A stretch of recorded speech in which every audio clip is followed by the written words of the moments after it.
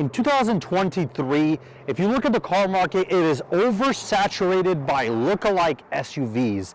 Things like Hyundai Palisades, Kia Tellurides, Toyota RAV4s, things like that. I mean, you see those things every single day. Right here, we actually have a breath of fresh air. This is a 2022 Mercedes GLE 53 AMG 4MATIC Plus Coupe. Talk about a mouthful of a car name. My name is Evo, and you're watching God Next.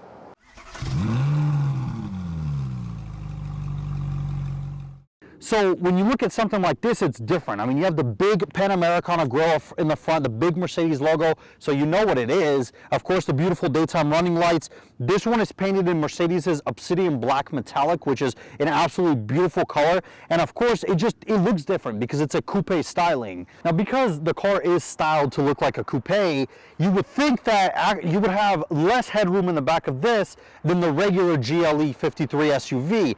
But it's actually weird, and I was perplexed when I read this. This one, you get about 37.8 inches of headroom when you're sitting in the back. On the regular one, you get 36.9. That's very strange. It's like you get 0.9 inches of headroom, I guess, more in the coupe. You would think it'd be the opposite, but I guess not. It's just personal opinion. You guys will have to let me know down below what you think. But let's move on to the rear trunk, because that's where it gets really interesting.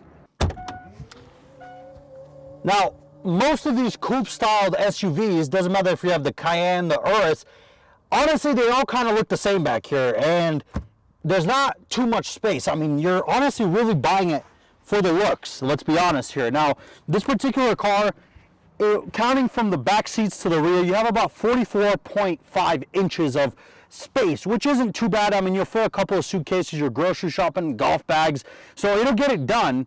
But I mean, if we're being realistic, you lose a lot of the room that the whole point of buying the SUV is to have a bunch of room, and you really don't with these. So that's something to think about. You're really just buying this for the looks. Now, underneath the hood of this, crazy SUV is Mercedes' sort of all new platform that came out in 2020. You have a turbocharged inline-six, that's right, not a V6 like Mercedes has pretty much always done, inline-six with a hybrid assist technology, which means that this particular lump right here makes about 429 horsepower and like 384 pound-feet of torque, which is honestly not bad. For an SUV, I mean, realistically, you're gonna be using this to go pick your kids up, go to the grocery store. This thing has a lot of pick up and go, which you guys will see once we start driving this thing.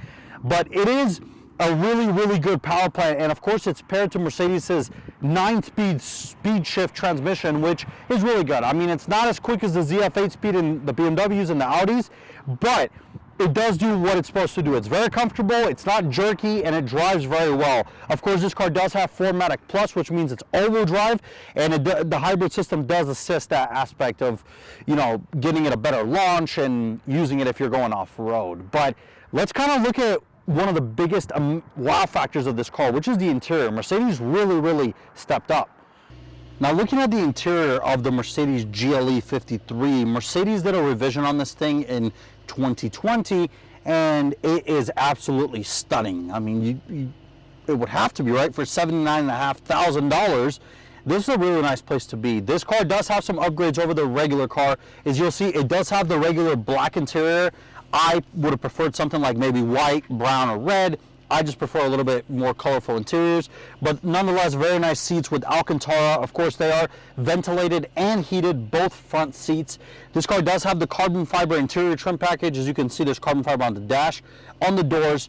It looks very, very nice. It is piano black in the center. I wish they would have probably done some more carbon fiber, but that's okay. And then, of course, this massive, massive infotainment screen, which is basically taken out of the S-Class. You do have the center gauges, which are for, of course, TAC. You can configure them to show maps, songs, fuel economy, whatever it needs to be. Of course, this is Mercedes's MBUX infotainment system. It is sort of their all-new system that has been integrated in the cars. It used to be called Command, now it's MBUX, and I do like it. You do have a touchpad down here, which is a little weird, but if you don't like using the touchpad, you can use just the screen itself. It is a touch screen, but with the touchpad, you can just scroll on it and pick whatever you need to pick. It is very easy. It's pretty quick. There's not a lot of lag when it comes to it. Now, it is a little weird because with Apple CarPlay, it's weird. With this car, you have to plug the phone in physically. At least I haven't been able to see any kind of wireless CarPlay. Maybe that was just for 2022. Maybe in 23 there's another one. I'm not sure. But nonetheless, that's a small little gripe I have with the car. Looking at the steering wheel, it has a very beautiful steering wheel. The one thing I do have to say, again, a gripe with it, is that I am not a big fan of Alcantara steering wheels. But nonetheless, very pretty. Of course, it does have Mercedes' all-new dynamic select mode on here. It sort of looks like Ferrari's Valentino switch on the steering wheels. You can flick it. Right now, it's in comfort. You can flick it to go to Sport, Sport Plus. As you can hear, it does raise the revs a little bit. And, of course, it opens the baffles on the exhaust. So it does sound a little bit better. I mean, it's very muffled, but nonetheless pretty good. When you're looking at the doors themselves, you have leather stitching absolutely everywhere, of course, all over the doors. The buttons feel very nice. They feel very high quality. And one of my favorite aspects of pretty much every modern Mercedes is the ambient lighting. I have the purplish bluish lighting set up right now on the car, and it's absolutely beautiful. Of course, you need to see it at night to fully experiencing it, but it's so pretty. I mean, it's a very, very nice place to be. And I mean, you'd be hard pressed to find any really big issues with the interior aside from small little gripes.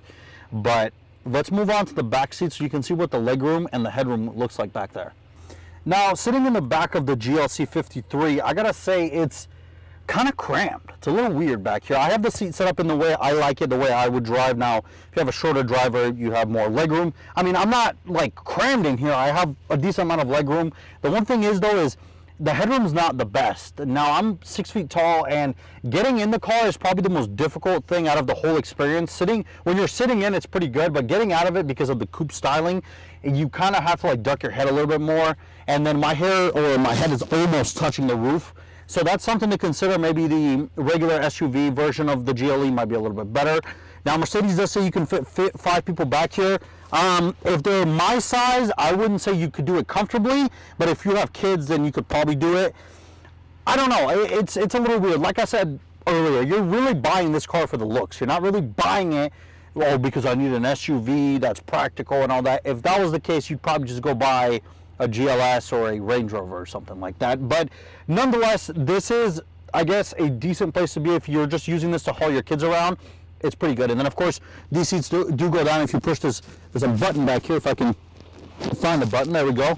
The seats do fold down, so you can fit more stuff through if you're not sitting anybody back here. But yeah, it's a decent place to be. Like I said, not too bad. Once you're in, it's pretty good. You have USB-C outlets over here and a full-on power outlet, so pretty good. But let's get to the real experience. Let's sit in the driver's seat and let's just take this thing on the road. Okay, so setting off in the 2022 GLE 53 Coupe, I mean, it's exactly what you would expect from a nice Mercedes. It's very well refined in here. It's very quiet as well. Of course, the exhaust is in comfort. The whole car is in comfort mode, and it's super quiet in here. This specific one is also optioned with the acoustic glass, which Mercedes offers, which means the glass itself is a little bit thicker, so it offers a more sound barrier, a better baffle against the sounds outside.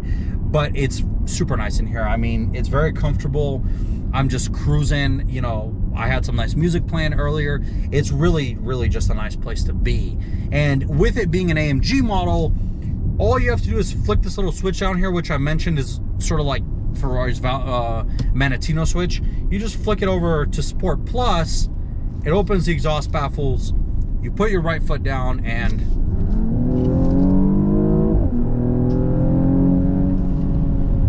it takes off. It's quick. It is quick for a over 4,500 pound SUV. This thing gets up and goes. Now, is it as fast as the 63? No. Is it crazy fast? Absolutely not. But then again, you're really just buying this, again, for the looks. It's the coupe. You buy it for the looks, and you get the 53 motor because it's essentially the base. You can't really get anything less than this, and it is really nice. I mean, everything's in comfort. It absorbs the bumps very well through the road. The air suspension does what it's supposed to, and it's super nice in here. I mean, you have the Burmester sound system, which in my opinion, and this is not because I'm a Mercedes fan, but I think it's the best sound system out of all of them. There's one song you have to play every single time that you have a nice car with a nice sound system, and that's Nights by Frank Ocean. If you guys know, you know, because the beat switch pretty much at the end of the song is like nothing else. And in this specific one, when you play it and you turn it all the way up, it is insane. It sounds like I'm sitting in a concert hall, but it's a great place to be. It's very nice in here.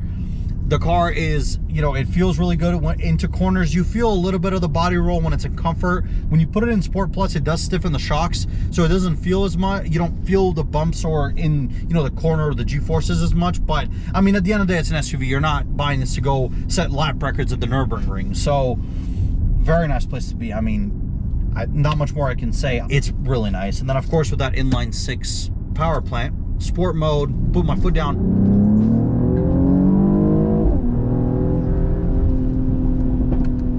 You get those pops too. So the car does sound decent. I mean, it's not the best sounding thing out there. You know, it's never going to sound as good as the V8s, but it does sound decent for an inline-six. And of course, Mercedes feeds some sound through it. But let me know down below what you guys think. Let's get back to the pad and let's finish this up. So it's no hidden fact that I do like Mercedes, but I came into this more objectively, and this car does impress. I mean, if you're gonna buy an SUV, you might as well buy something that's fun, and that's what this car does. That inline-six electrified turbocharged power plant is pretty peppy, and I mean, you guys saw it takes off very well. The transmission's very nice, and of course that beautiful, beautiful interior that Mercedes always knocks out of the park. I personally, if I had to buy an SUV, I wouldn't mind driving this every day, but you guys let me know what you think. If you enjoyed this kind of video, make sure you like, you subscribe. Let me know down below, what do you think of the GLE? And then of course, check out our channel, and I'll see you in the next video.